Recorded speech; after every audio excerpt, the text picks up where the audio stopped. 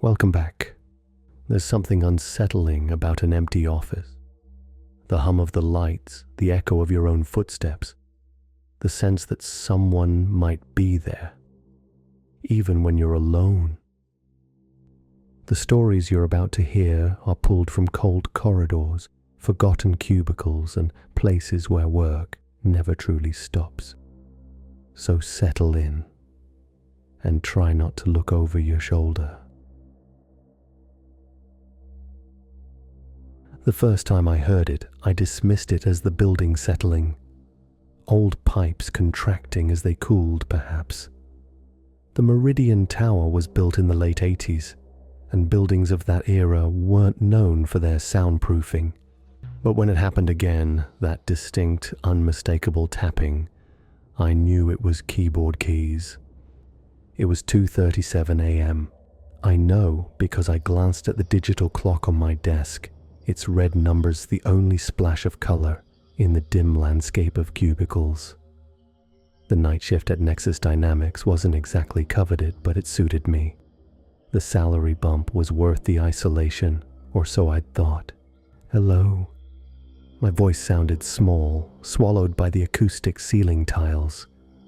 No response, just the hum of the HVAC system and that persistent tapping. Curious more than concerned, I stood and peered over my cubicle wall. The floor was arranged in concentric rings of workstations around a central core of conference rooms and utilities. From my position in the outer ring, I could see most of the floor through the sea of partitions. The overhead fluorescents were dimmed to their night setting, company policy to save energy, leaving pools of darkness between the sparse emergency lighting. I counted 14 workstations with monitors still on, their blue glow creating islands in the gloom. Standard procedure was to put computers to sleep, not shut them down for overnight software updates. The typing sound led me to the northeast corner, where our data analysis team sat.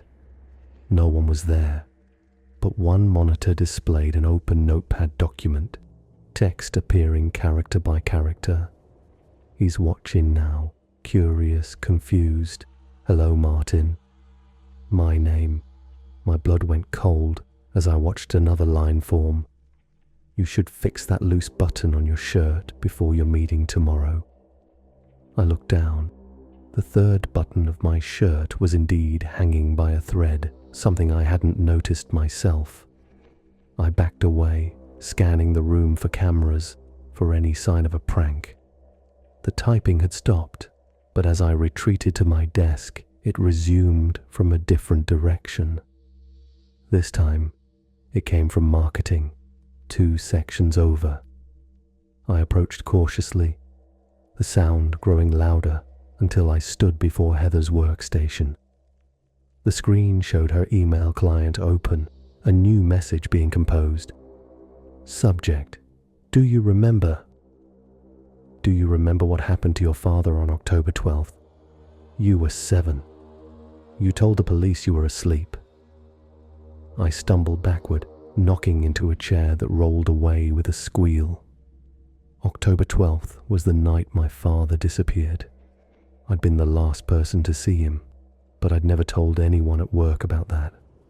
Never talked about how they'd found his abandoned car parked at the edge of Blackwood Forest 3 days later.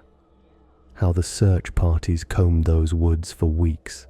How my mother had lost herself to grief and vodka afterward. That night, I unplugged Heather's computer and fled back to my desk, trying to focus on the quarterly forecast sheets I was supposed to be reviewing. It was just a sick prank. Someone from IT with too much remote access and too little ethics. I'd report it in the morning, but it happened again the next night, and the night after that.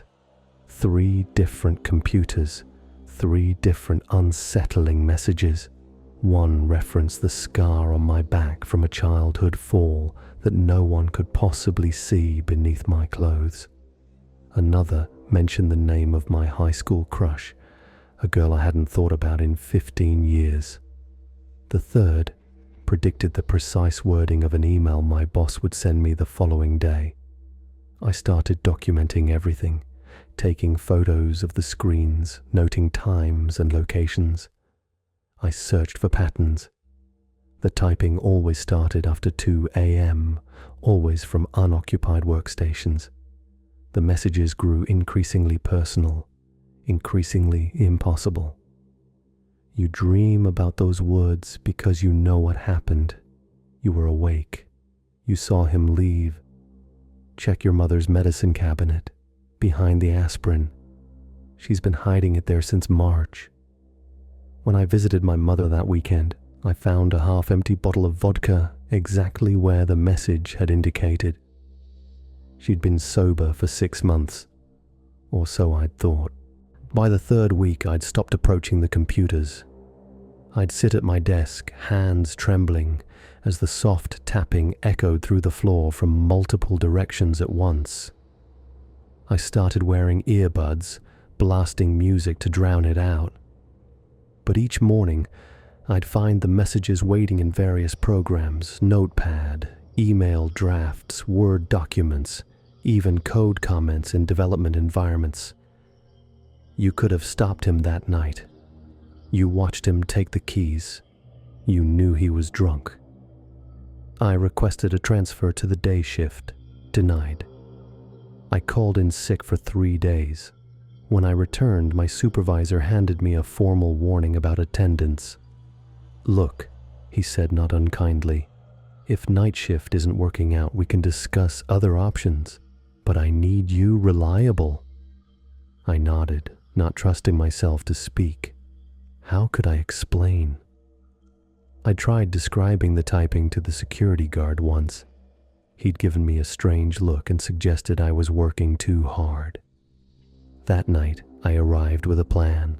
I'd set up my phone to record the entire floor while I worked. Evidence. Proof. I positioned it carefully on top of a filing cabinet with a clear view, started the video, and returned to my desk. At 2:12 a.m., it began. Tapping. Then another keyboard joined in, then another. Soon the entire floor seemed alive with invisible fingers striking keys. I forced myself to stand, to walk the floor, filming with a second phone in my shaking hand. Every monitor I passed displayed a different message, all appearing in real time. He's recording now. Hello, camera. Hello, Martin's proof. The camera won't help. No one will believe you. Your father knew about the forest. He chose it. You could have stopped him. My phone's battery died abruptly, despite being fully charged.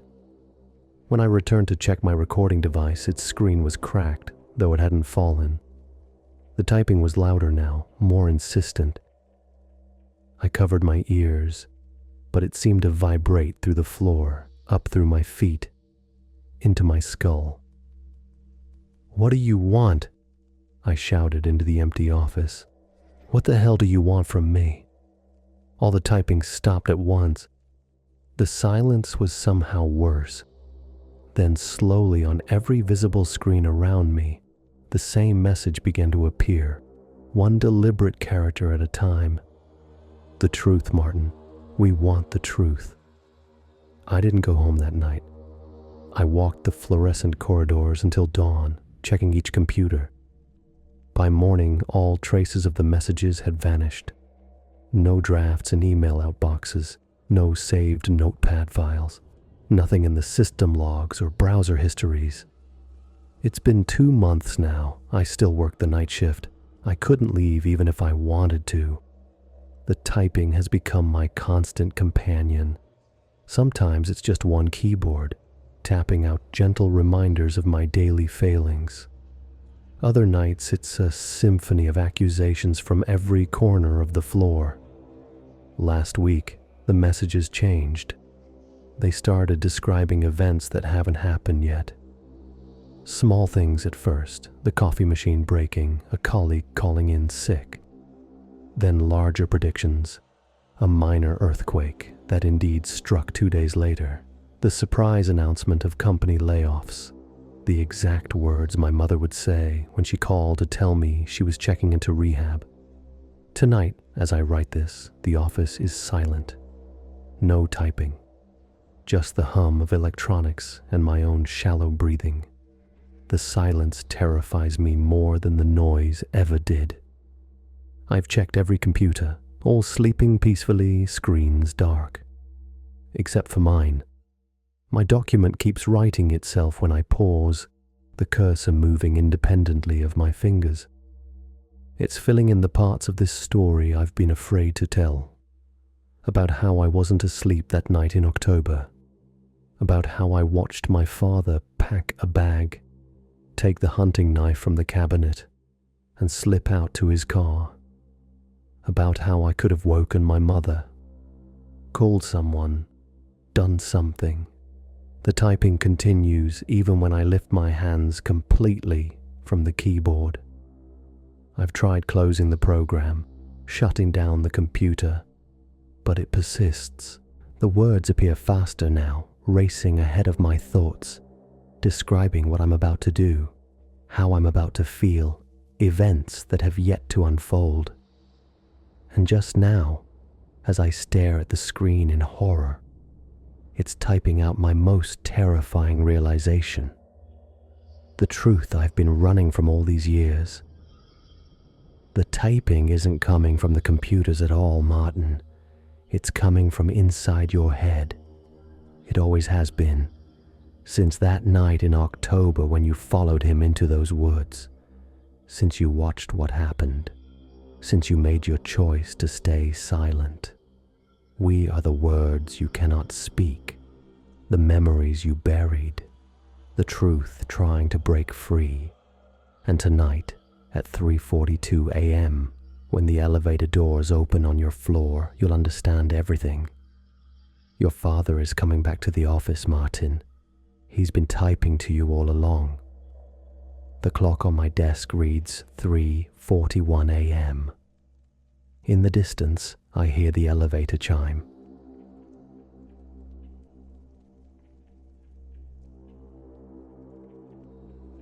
I've always preferred the night shift. There's something peaceful about being alone in a place meant for hundreds. While others find it eerie, I find it liberating. No bosses looking over my shoulder, no co-workers making small talk about weekend plans I have no interest in. Just me, the gentle hum of the building systems, and 8 hours of relative solitude. My name is Ethan Miller, and for the past 2 years, I've worked as the overnight security supervisor at Evergreen Publishing House, a sprawling 15-floor corporate headquarters housing one of the country's largest media conglomerates. My domain from 11 p.m. to 7 a.m., 4 nights a week, consists of polished marble lobbies, glass-walled conference rooms, and endless rows of cubicles illuminated only by the glow of standby lights on computers and the occasional emergency exit sign. Most nights follow the same routine.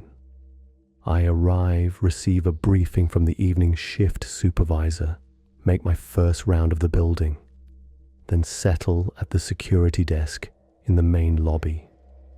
I check the cameras every half hour, make another physical round every 2 hours, and fill the time between with books, podcasts, or online courses. The pay is decent, the benefits are good, and I've grown accustomed to sleeping during daylight hours. Everything changed 3 weeks ago when the phone call started. The first call came at exactly 3:14 a.m. on a Thursday. I remember checking my watch, surprised. The desk phone rarely rang during my shift, maybe once or twice a month when an employee was working late and locked themselves out, or when the alarm system needed resetting after a power flicker. I answered with my standard greeting. Silence greeted me, followed by a soft, staticky hiss. I tried again, but the static continued for several seconds, then cleared just enough for a voice to emerge, distant and distorted as if coming from the bottom of a well. It spoke 2 words. "You're next." Then the line went dead. I frowned, replacing the receiver. Probably a wrong number, or maybe one of the day shift guys messing with me. Brian from the morning shift was known for his pranks.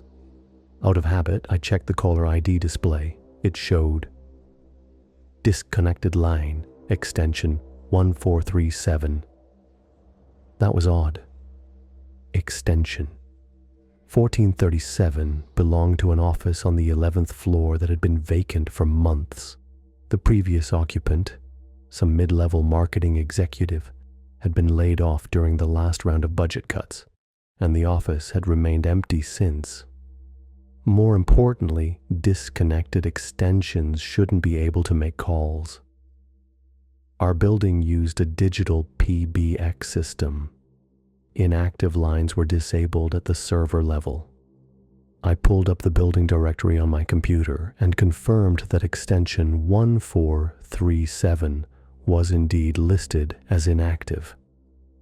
Curious now, I decided to check it out during my next round. An hour later, I unlocked the door to the 11th floor and stepped into the darkened hallway. Motion sensors detected my presence and triggered low-level lighting, just bright enough to navigate by without being harsh on the eyes. The floor was eerily silent, the only sound the soft whisper of the ventilation system and the occasional settling of the building. Office 1137, formerly belonging to extension 1437, was at the end of the east corridor. Like most of the executive offices, it had a nameplate holder on the door, now empty. The door was locked as expected. I used my master key to open it and stepped inside. The office was standard corporate fare: desk, ergonomic chair, credenza, 2 visitor chairs, and a small, round table by the window. All the personal items had been removed months ago. A fine layer of dust covered every surface. Most importantly, there was no phone. IT had removed it when they disconnected the line. I made a note to report the phantom call to the telecommunications team in the morning and continued my rounds. By the time I returned to the security desk, I'd nearly forgotten about the incident. 2 nights later, at precisely 3:14 a.m., the phone rang again. This time I let it ring twice before answering, a strange reluctance slowing my hand. Static again, but beneath it I could hear something else, a rhythmic sound like labored breathing. The voice returned, whispering my name, followed by those same 3 words, "You're next, Ethan." A chill ran along my spine. I demanded to know who was calling, but the voice simply instructed me to look up. Instinctively, I glanced at the ceiling. Nothing. Then I realized the caller meant the security cameras. My eyes darted to the wall of monitors displaying feeds from throughout the building. On the screen labeled 11th E corridor, the 11th floor, East corridor, a figure stood in the hallway outside office 1137. The image was grainy, the lighting poor, but I could make out the silhouette of someone tall and thin, standing perfectly still, facing the camera. They were dressed in what appeared to be a dark suit, but something about their proportions seemed wrong. Their arms hung too low, their heads sat awkwardly on their shoulders. I whispered into the phone, asking who they were. The only response was, "I'm coming down now," before the line went dead. On the monitor, the figure turned and walked toward the elevators, moving with an odd, fluid gait that somehow seemed too smooth to be human. I jumped to my feet, heart racing. This had to be an intruder, someone who had slipped past security, someone who was now approaching my position. I grabbed my radio to call for backup, then remembered I was the only security officer in the building at night. Budget cuts. My hand moved to the emergency button that would summon police, but I hesitated. What would I tell them? That someone was in the building, walking around. The person hadn't done anything threatening, not really. And if they had legitimate access to the building, triggering an emergency response would mean answering a lot of uncomfortable questions from management. Instead, I decided to confront them myself. I was trained for this. I had a taser, pepper spray, and a baton. I knew the building better than anyone. I would intercept them at the elevator and determine who they were and what they were doing here at this hour. I watched the camera feed as the figure entered the elevator. I switched to the elevator cam. Nothing. The elevator appeared empty. Had they gotten off on another floor? I rapidly cycled through the cameras for floors 10 through 2. No sign of them anywhere.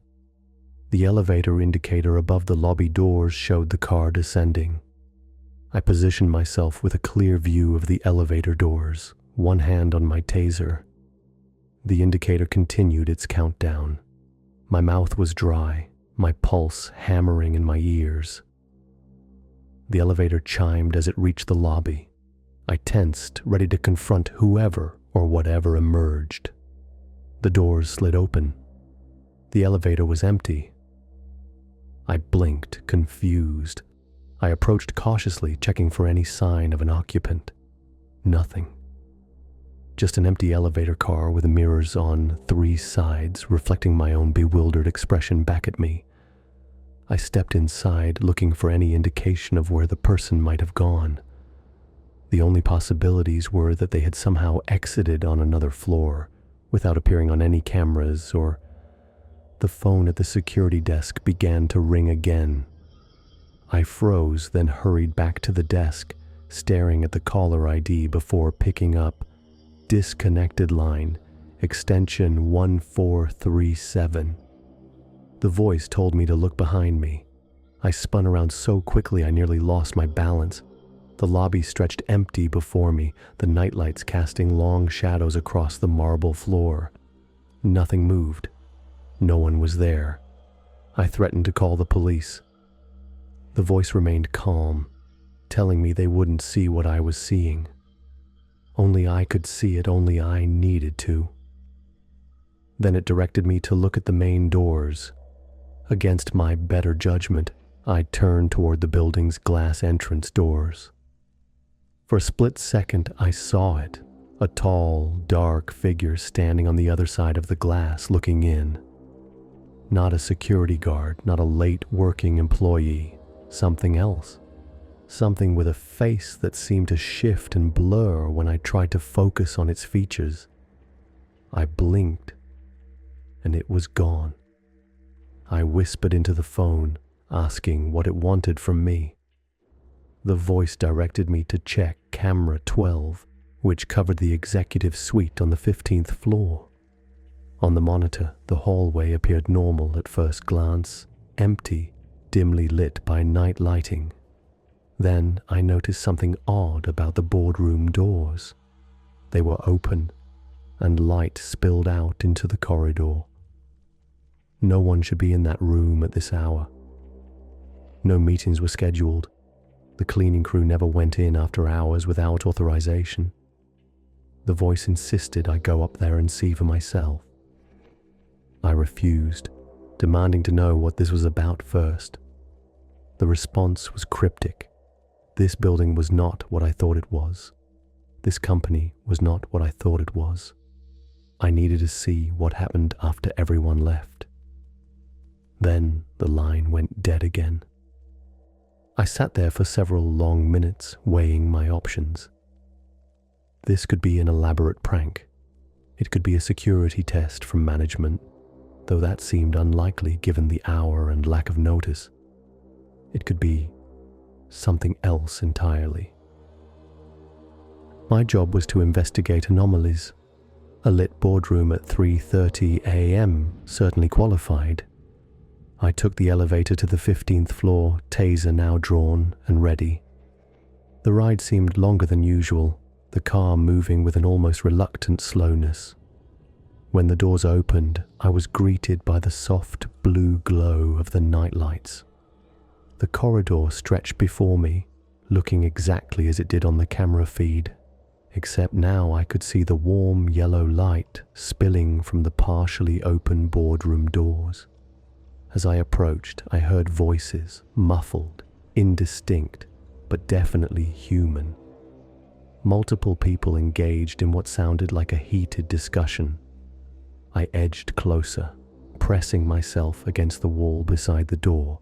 Their conversation was disturbing, talk of subjects and containment and effects spreading.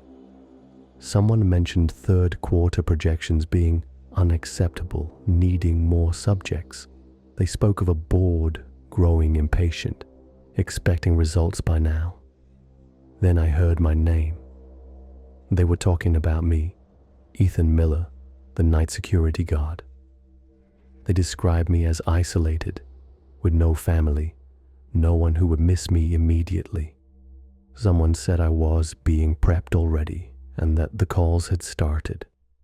They continued, discussing a failed Subject 36 and an accelerated timeline.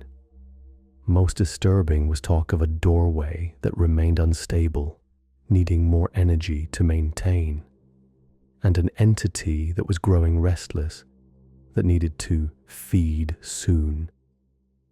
I backed away from the door, my heart pounding so loudly I was certain they must hear it. Whatever I'd stumbled upon, corporate espionage, some kind of illegal research, or something even more sinister. I wanted no part of it. As I turned to leave, the phone in my pocket vibrated. I hadn't brought my personal phone. This was the company-issued cell I'd left at the security desk. With trembling fingers, I looked at the screen. Disconnected line, extension 1437. I answered without speaking. The voice was somber, asking if I now understood why I'd been hired, why I worked alone, why it had to be someone like me. No family, few friends, someone who wouldn't be missed right away. I whispered, asking once more who was calling. The voice told me to look back at the boardroom door. I turned slowly. The door was now closed, the lights off. No sounds came from within. The voice explained that they weren't there, not tonight. What I'd heard was, what happens there? What happened last night? What will happen tomorrow night? What always happens in that room after hours when they think no one is listening? The voice claimed that time doesn't work the same way in this building, not since they opened the doorway. It was trying to help me, warning me that I was next on their list, just like the caller had been, just like the others before.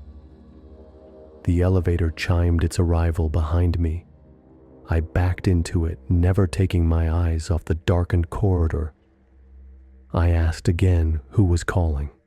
The voice identified itself as Peter Holloway, former night shift security on a third floor, taken 6 months ago, the first. I frowned, confused. 6 months ago was impossible. I'd been working here for 2 years. The voice challenged me to check my employee badge. I glanced down at the ID card clipped to my belt. The issue date read March 14th, 2025. Just 3 weeks ago. Today was April 8th. I muttered that this was wrong, that I'd been here longer. The voice insisted they alter memories and records, that they need people no one will look for. It told me to check my wallet, to look at my driver's license. With shaking hands, I pulled out my wallet and removed my license. The name read Ethan Miller, but the face in the photo wasn't mine. It was close, similar enough that I might mistake it at a glance, but definitely not me. I whispered that this wasn't possible, staring at the unfamiliar face that was supposedly mine. The voice explained that disconnected phone lines were the only way they could reach through, the only flaw in their system. They were trying to warn each other, but it was never enough. They had done this dozens of times, taking someone new every month. I asked where they were taken. The answer chilled me. To feed the thing behind the doorway, the thing that gives them what they want, the ability to see market trends before they happen, to know their competitors' moves in advance, to manipulate time itself in small ways that make them billions. The elevator doors began to close. I made no move to stop them. I asked desperately how to get out. The voice said I couldn't leave the building. I'd already been marked. But I could hide. I needed to go to the sub-basement, storage room C. There was a maintenance door behind the old filing cabinets, not on any blueprint. They'd made a safe space there, others like us. I needed to come quickly. I asked how many others there were. The answer was not enough, and fewer every day. The hunger was growing stronger. I needed to hurry. They knew I'd been contacted. They would reset everything soon. I needed to reach them before that happened. The line went dead just as the elevator reached the lobby. When the doors opened, I found myself staring at an exact duplicate of the security desk where I'd been sitting. Except now someone else was sitting there. Someone with my uniform, my face checking monitors just as I had been doing minutes earlier. He, the other me, hadn't noticed the elevator's arrival yet. My phone vibrated one last time in my hand. A text message from the disconnected extension warned me not to let him see me, that he wasn't human. I needed to run. I pressed the button for the sub-basement, praying that the doors would close before my doppelganger turned around. As the elevator began its descent, I caught a glimpse of the other Ethan raising his head, his eyes meeting mine for just a moment. Black, entirely black, with no whites at all, before the doors slid shut. The elevator hummed as it carried me downward, past the lobby, past the garage levels, into the deepest part of the building where the air was cold and stale. I don't know what waits for me in storage room C. I don't know if I can trust the voice on the disconnected line or if this is all part of some larger trap.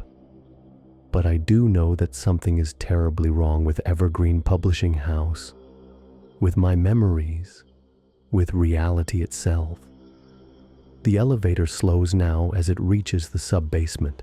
I can hear something scratching at the doors, eager for them to open. Something breathing heavily, hungrily. It doesn't sound human. Maybe the voice on the phone was trying to help me. Maybe it was luring me down here all along. Either way, I'm about to find out what happens to those who answer calls from disconnected lines.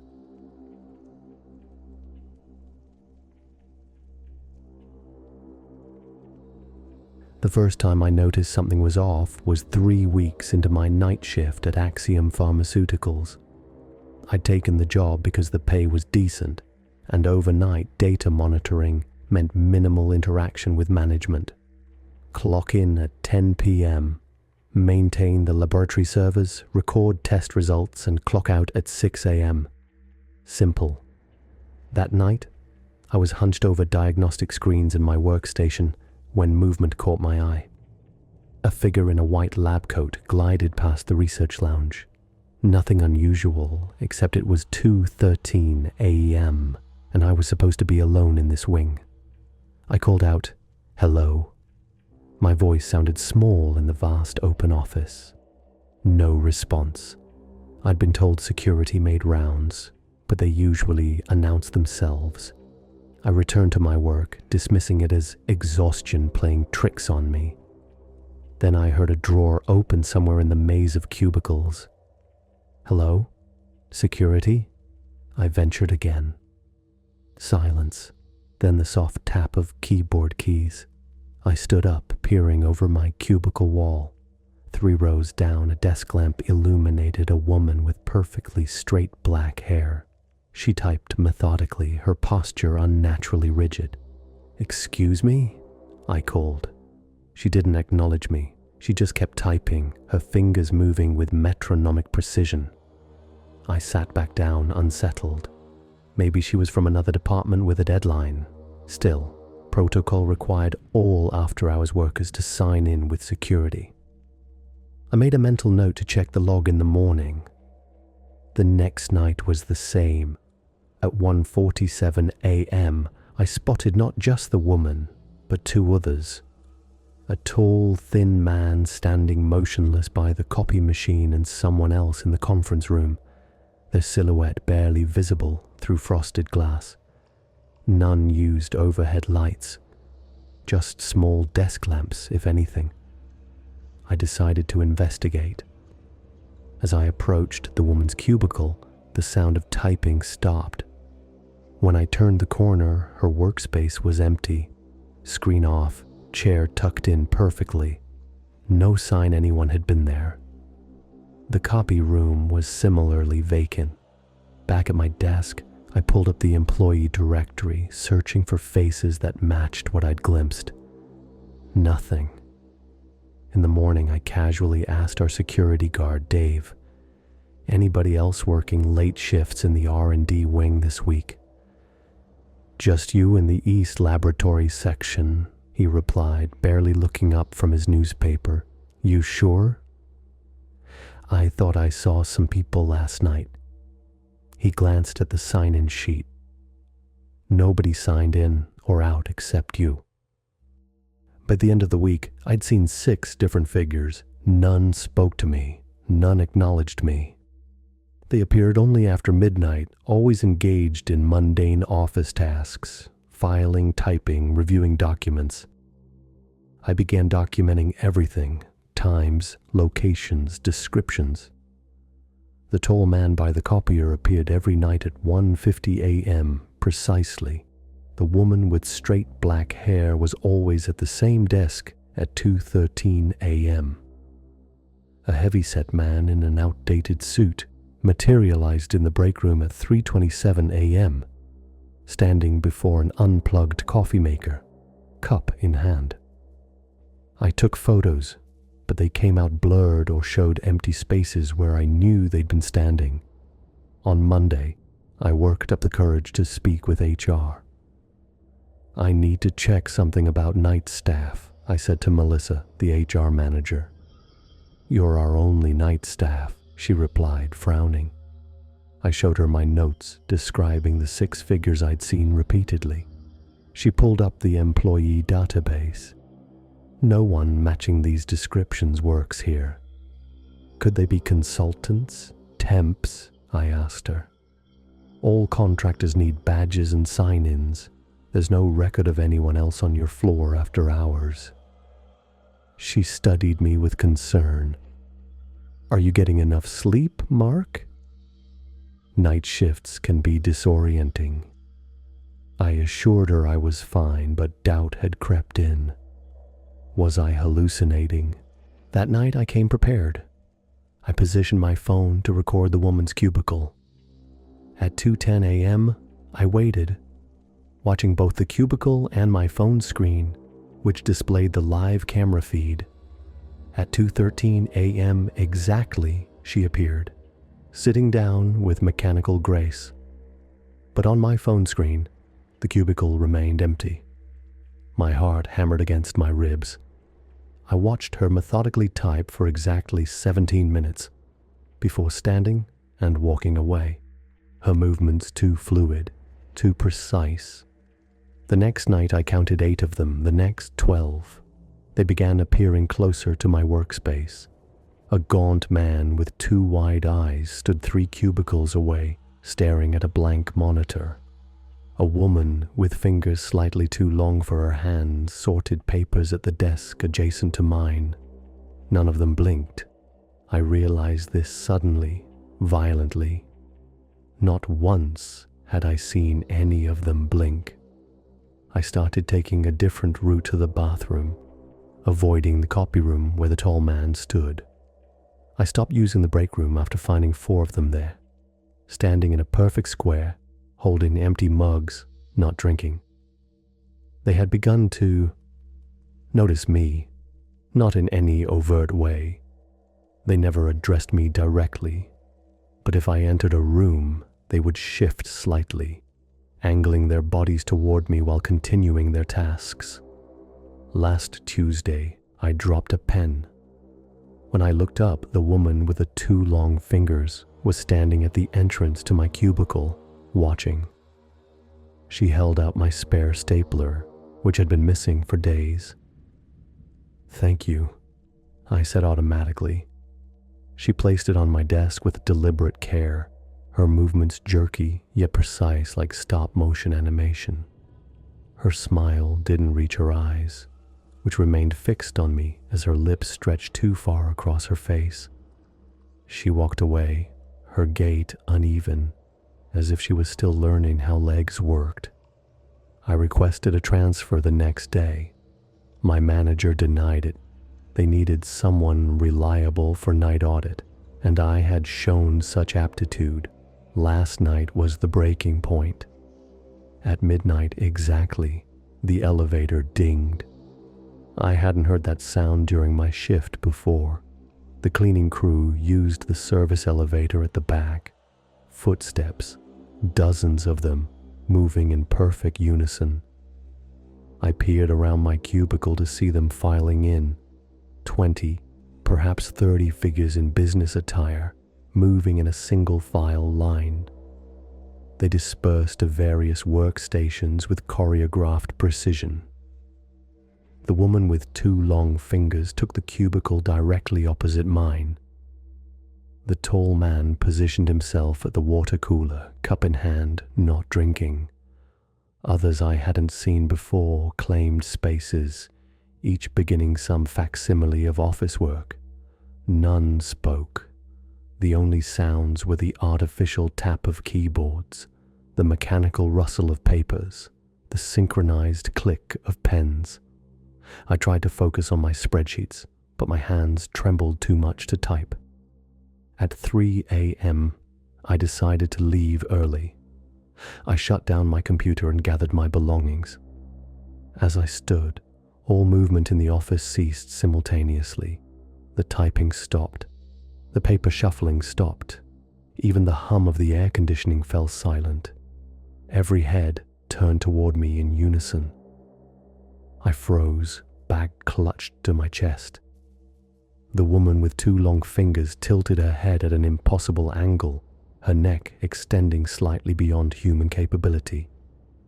Her expression remained pleasant, professional, a perfect corporate smile that never touched her unblinking eyes. She spoke, her voice like several voices layered atop one another. "Leaving so soon? Your shift isn't over." The tall man by the water cooler took 3 precise steps toward the exit. Others shifted slightly, repositioning themselves throughout the office.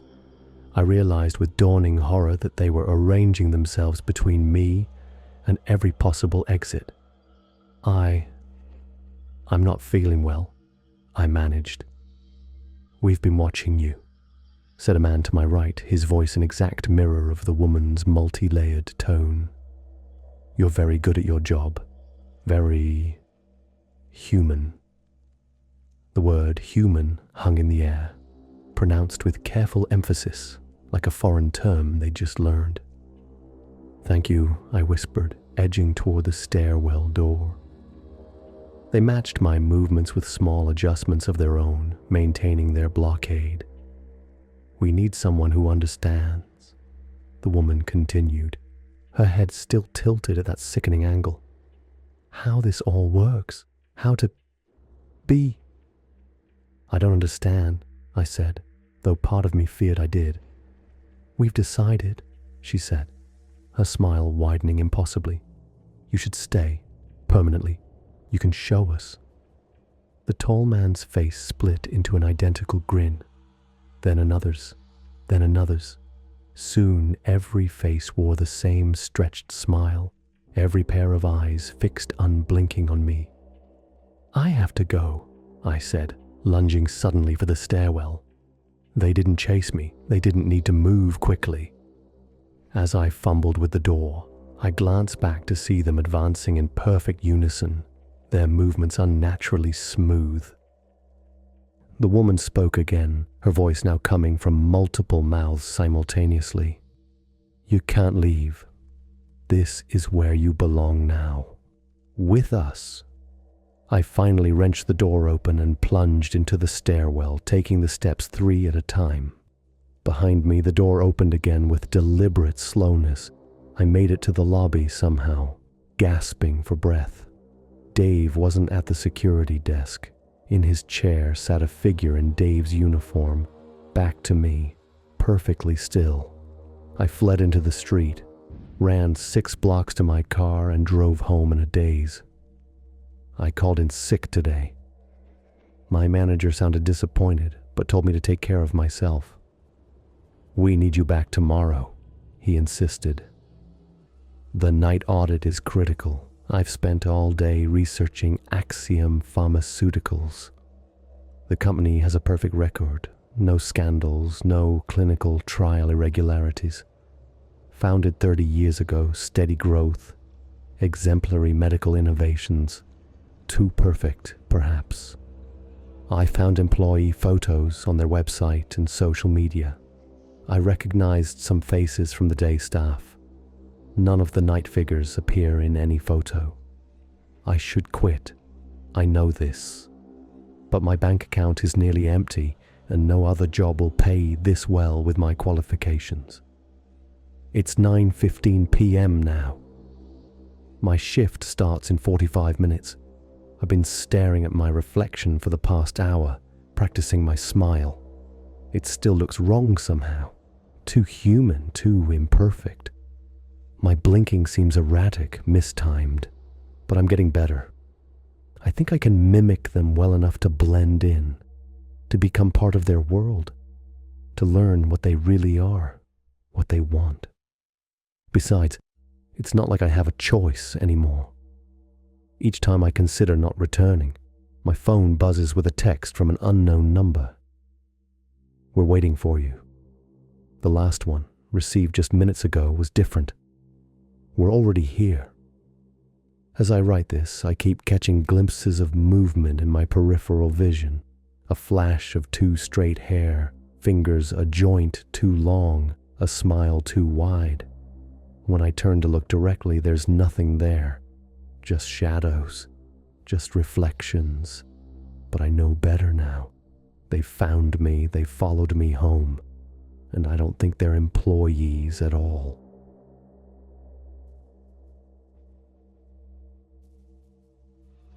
Thanks for keeping me company. If you enjoyed these stories, consider subscribing. There's always more to come. Until next time, stay aware.